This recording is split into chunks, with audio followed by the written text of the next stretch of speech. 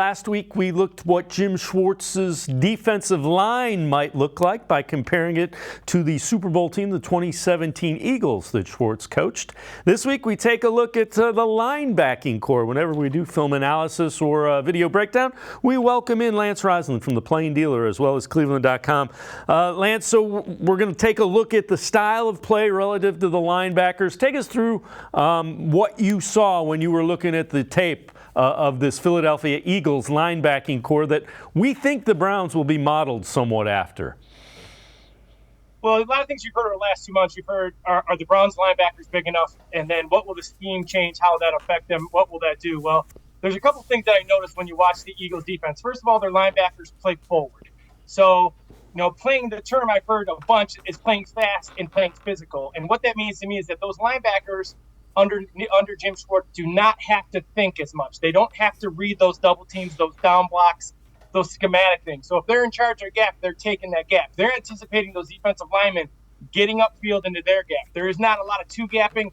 There's not a lot of playing on the line of scrimmage. They like to recreate that line of scrimmage with defensive linemen. And by recreating that line of scrimmage, it leaves these lanes. It leaves these alleys for these linebackers.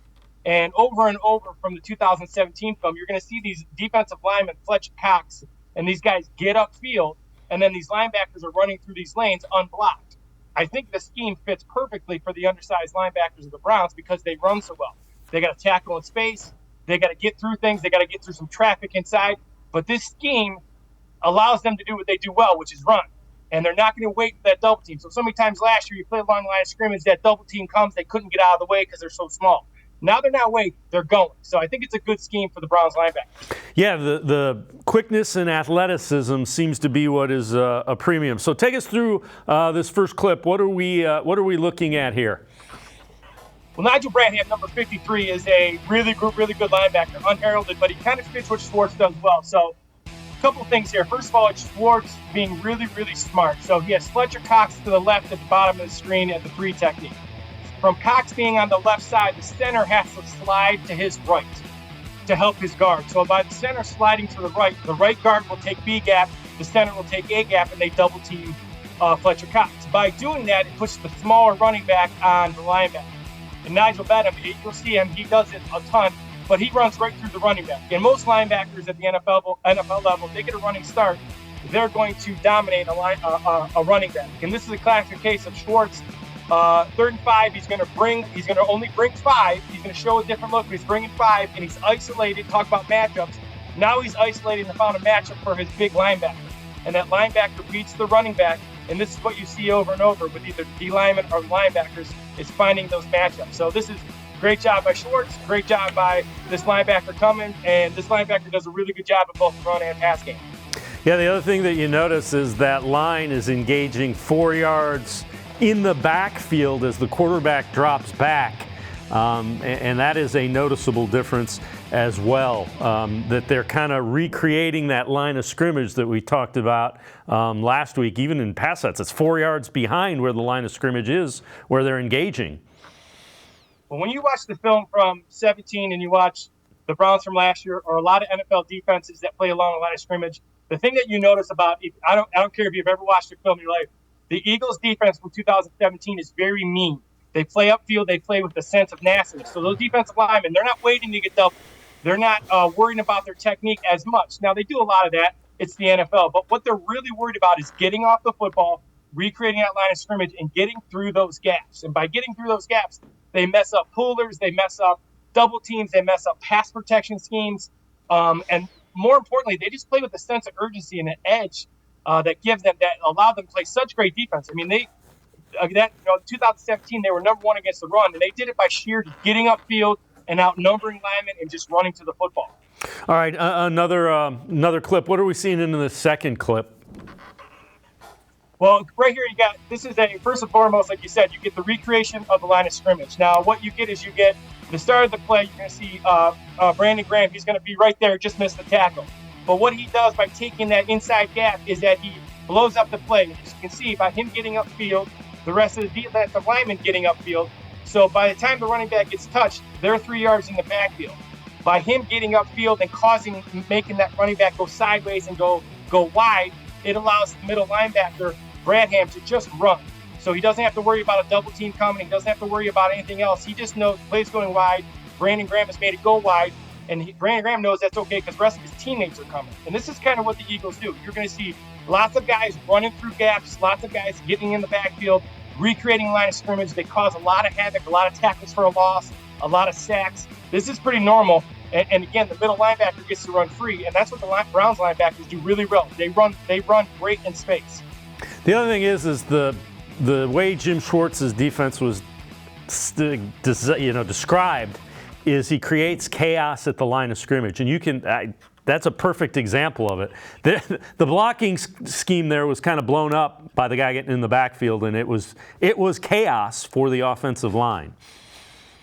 Well, I love the idea with the Schwartz scheme is that they're trying to get to the football first. So they're mad at their teammates if they don't beat their teammates to the ball. It's a team game, but you can see there is a sense of urgency to get to the ball carrier. Guys are flying all over the place. They're getting blocked. They don't care. They take things on they don't avoid contact. There's constant, that chaos. It means there's constant contact. There is a extreme desire to get to the football. Again, every snap you watch from 17, whether they give up a play or not, there is 2 or 3 guys 3 yards in the backfield almost on every play. And that chaos, that's what it does. It throws off blocking schemes, and then you're kind of just stuck. And the Browns have people that can do these things. They have people that can do these things very, very well.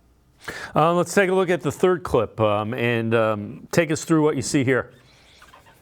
So here's a great example. Here's a pin and pull. I found a pin and pull scheme that you can't even tell it's a pin and pull scheme. So what has happened is that the Cowboys are going to pull both their center and their left guard, but Curry, the big defensive tackle that year, he's going to get upfield and he's going to throw off both of those pullers. Now, by throwing off both of those pullers, again, it allows Bradham, the middle linebacker, and Nigel Good, to run free. And Good, who's a play side linebacker up front, doesn't even have a hat blocking him because of Curry getting upfield. So again, team defense. Curry's job is to penetrate that C gap. He slants hard in that C gap, causes big tight end to block him, but the tight end blocks him 3 yards upfield. It just kind of creates a mess. The guards can't get out. You don't even know it's a pin and pull scheme until you watch it a number of times here. You can see those guards and centers get thrown off. This is what the Eagles do. This is what Schwartz wants. This is what the Browns linebackers do. You think about the Browns defense man. Myles Garrett can do this very, very well. Tight ends can't block him. He can cause havoc inside and have those linebackers run around. So this is a scheme that fits not only what the personnel they had, the personnel they brought in. This scheme really fits. And again, you're seeing line of scrimmage, and that's a run play, and the line of scrimmage is being recreated 3-4 yards in the backfield. So let's take a look at the fourth and final clip that we're going to take a look at and tell us what we see here. So again, you're going to see Curry kind of mess up the play here. So you're seeing in the backfield, doesn't get blocked. The tight end is hooking him. However, the tight end is hooking him 5 yards in the backfield. So by hooking him 5 yards in the backfield, the running back has to go real wide.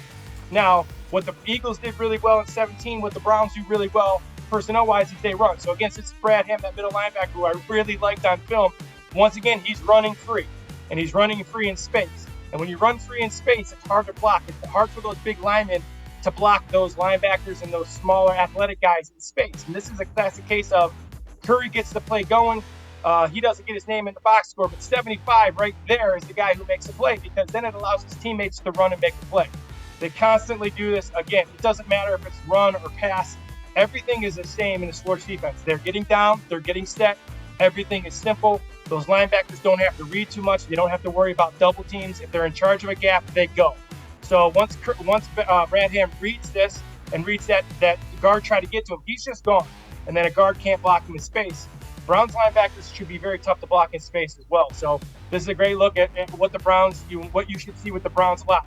Guys in the backfield consistently getting penetration.